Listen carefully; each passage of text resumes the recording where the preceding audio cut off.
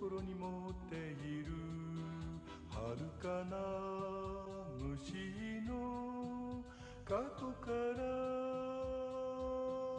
持っている人に誰でも隠れてるみんなの心に隠れてるやれを越えて超越人力が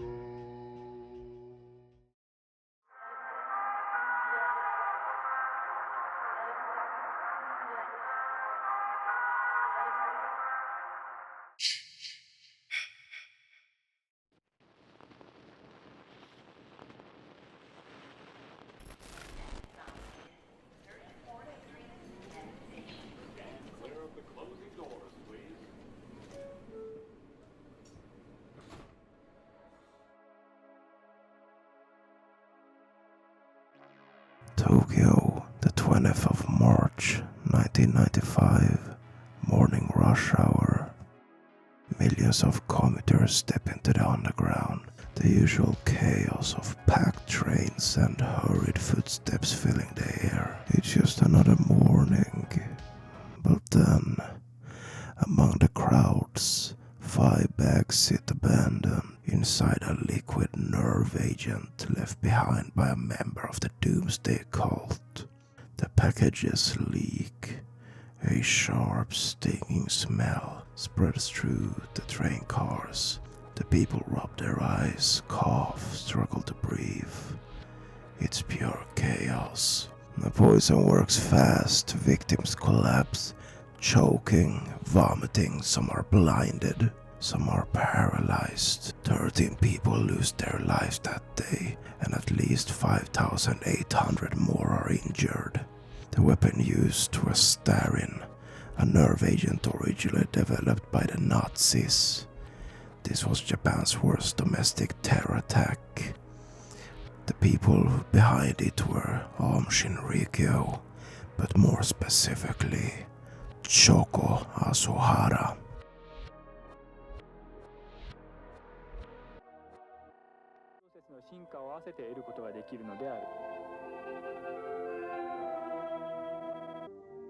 Aum Shinrikyo started in the 1980s, blending Hindu and Buddhist teachings with apocalyptic Christian prophecy. Their leader Shoko Asahara claimed he was both Christ himself and the first quote-unquote enlightened one since Buddha. By 1989, the group had official religious status in Japan. Asahara built a global following, appearing at universities, writing books, and attracting thousands of members. Many were elite university students, young people under immense academic and career pressure searching for meaning, and the cult offered them just that. But over time, the group turned into a paranoid death cult, convinced World War III was imminent and only they would survive. Their ideology became violent. Kidnappings, murders, chemical and biological attacks. Then came the subway. Even after the attack, they weren't done just yet. They attempted several failed poisonings in the months that followed. The attack shook Japan, a country known for safety and social order, and exposed police failures to investigate prior warnings about the group. Haruki Murakami later documented the tragedy in Underground, the Tokyo gas attack, and the Japanese psyche, interviewing 60 of the survivors. 13 cult members were sentenced to death, including Asahara himself. He was executed on July 6, 2018, along with several top followers. Others received life sentences. But the cult sadly never fully died. Aum Shinrikyo went underground, rebranding as Alep. Another splinter group, Ikari Nova, emerged in 2007, led by Aum's former spokesperson who claimed to have moved away from Asahara's teachings. Japan classified both as dangerous religions, keeping them under strict surveillance. Combined, they have reportedly around 2,500 followers and are still growing. Outside Japan, Aum found footing in post-Soviet states. In 2016, Montenegro expelled 58 suspected cult members, most of them Russian. That same year, Russian authorities raided 25 Aum-linked locations, estimating the cult had as many as 30,000 followers in the country.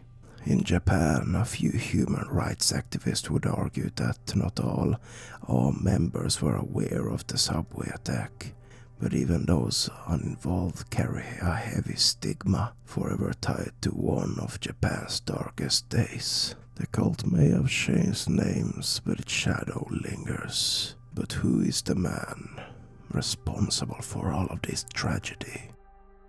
Well, before he became Shoko Asahara, the self-proclaimed messiah of the end times, he was Chiso Matsumoto, born in 1955 to a poor family in Japan's Kumamoto prefecture. Legally blind from childhood, he was sent to a school for the visually impaired. But instead of finding purpose, he found power. He was known for bullying the weaker students, using his partial sight to his advantage. As he grew older, he dabbled in medicine, acupuncture, and alternative therapies. He studied religion not to find enlightenment, but to manipulate it. By the 1980s, he had reinvented himself. He changed his name, he grew his hair and beard wild, styled his image after holy men of the past. He called himself a guru, the one true path to salvation, and people believed him. By 1984, Aum Shinrikyo had taken form. What started as a yoga and meditation group became something much darker. And by 1989, it had gained official recognition as a religious organization. Asahara told followers that the world was doomed, that nuclear war, plagues, and disasters were inevitable. Only for those who followed him would be saved. He called himself Christ, he called himself Buddha, he even claimed he could levitate. Some of Japan's brightest minds, scientists, engineers, doctors, devoted themselves to him. They saw him as a prophet and gave him their life savings. They gave him their families too, and some even gave him their lives. Aum Shinrikyo's teachings became more extreme. Asahara preached that killing non-believers was not a sin, but a way to save them. Dissenters, both inside and outside the cult, began disappearing. People who questioned Asahara were abducted, tortured, and killed. Their bodies vanished into Aum's compounds, buried in secrecy. The cult amassed weapons, laboratories churned out chemicals, scientists developed biological agents including anthrax and botulinum toxin. Asahara had ambitions far beyond Japan. Aum even attempted to acquire nuclear weapons from Russia. And then came the ultimate act, which we spoke about at the start of the video.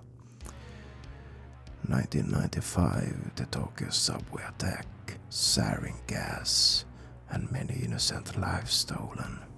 Even then, Asahara did not surrender. When police raided Aum's headquarters 2 months later, they found something chilling. A makeshift gas chamber. A prototype for some mass killings. Asahara was finally arrested in May 1995 when police dragged him from his hideout. He looked nothing like the divine figure his followers had worshipped. His wild hair was matted, his robes were dirty, and his eyes, once hypnotic to his followers, were now empty. And while in court he barely spoke, but he mumbled and drooled and feigned insanity. His once devoted followers sat in the courtroom, watching the man who had promised them salvation, reduced to only a husk. In 2004 he was sentenced to death. He waited on death row for 14 years. Some of his followers still believed he would return, that his execution would trigger the end of the world. And finally, on July the 6th of 2018, he was hanged. But his last words are still unknown. His body was cremated and the ashes disputed. Some followers wanted to keep them as relics, but the legacy lives on. Aum is gone in name, but its remains still whisper in the shadows. Splinter groups still exist, still recruit, still spread the message. Shoko Asahara is dead, but for some, he is still a prophet, and the nightmare he created has not yet faded, and who knows if it ever will. Thank you for watching, and I hope you enjoyed this video. If you enjoyed it, please leave a like and subscribe to my channel. And if you have any topics in mind you want covered in the next video, drop a comment and let me know. Alright, I'll see you later and goodbye.